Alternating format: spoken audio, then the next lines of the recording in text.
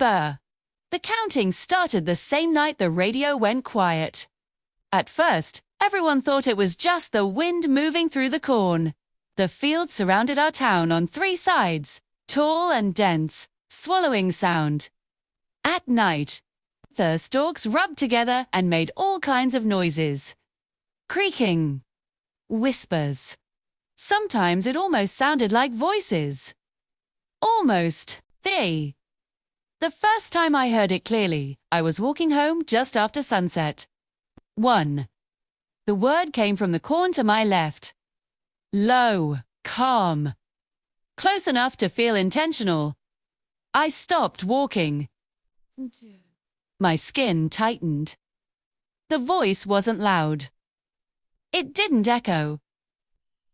It sounded like someone standing just inside the field, speaking carefully so only one person could hear. Hello, I called out. Net. The counting stopped. I stood there for a long moment, heart pounding, until I convinced myself I'd imagined it. I hurried home and didn't look back. The next morning, old Mr. Harlan was missing. His truck sat running in his driveway, coffee still warm inside. There were no signs of a struggle. No footprints leading away except for faint impressions near the cornfield at the edge of his property. They were pressed deep into the soil, like something heavy had stood there for a very long time. That night, the counting returned. 1, 2, 3. More people heard it this time. From there, porters from their windows, from their beds. Always from the corn. Always slow. Always stopping at 3. By the third night, it reached 4. And that's when the second person disappeared. Search parties went into the fields at dawn. We spread out in lines, yelling names, pushing aside stalks that were wet with dew. The corn was taller than usual. Too tall for this time of year. Some of us joked nervously about it growing fast. No one laughed for long. We found no bodies, no blood.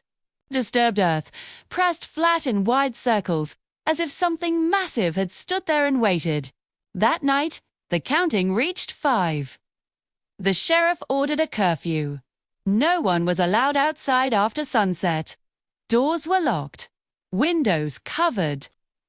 The town went dark early, with lights off to avoid drawing attention.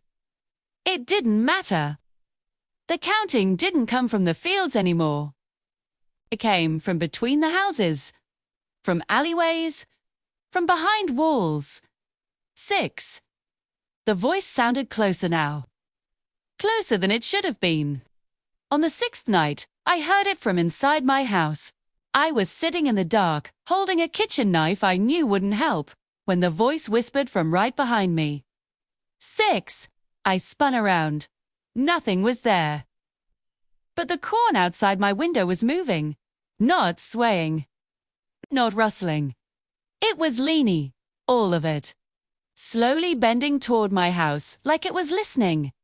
I didn't sleep that night. By morning, 3 more people were gone. No one talked about leaving anymore. The roads out of town ran straight through the fields. Anyone who tried during the day came back pale and shaking, saying they heard numbers following them the entire way, counting their steps, their breaths. That evening, the whole town gathered in the church, convinced that being together would keep us safe. It was crowded, silent. Everyone was listening. The counting began just after sunset. 1. This time, it echoed. 2. The sound came from all directions at once. The walls vibrated softly, like something was brushing against them. 3. People cried, prayed, covered their ears. 4, 5. 6. The lights flickered. When the voice said 7, it came from directly behind the altar. The priest turned and screamed. The doors burst open as the corn surged forward, stalks snapping against the building, pressing hard enough to crack the wood. Yellow eyes appeared between the rows. Dozens, hundreds. No, the sheriff fired his gun. The sound was swallowed instantly. The counting stopped. For a long moment, there was silence. Then the voice whispered softly, almost kindly, "We've finished counting." The lights went out. I don't remember how I escaped. I only remember running. Running through the fields while something moved beside me, behind me, beneath me. Thorn whispered numbers again. Faster this time, overlapping, excited. When I reached the edge of town, I turned back. The cornfield was completely still. Too still. Too still this morning. I'm the only one left. The town is empty. No bodies, no blood. Just footprints leading into the fields, pressed deep into the soil. The counting has started again. 1. This time it's only counting one thing. Me.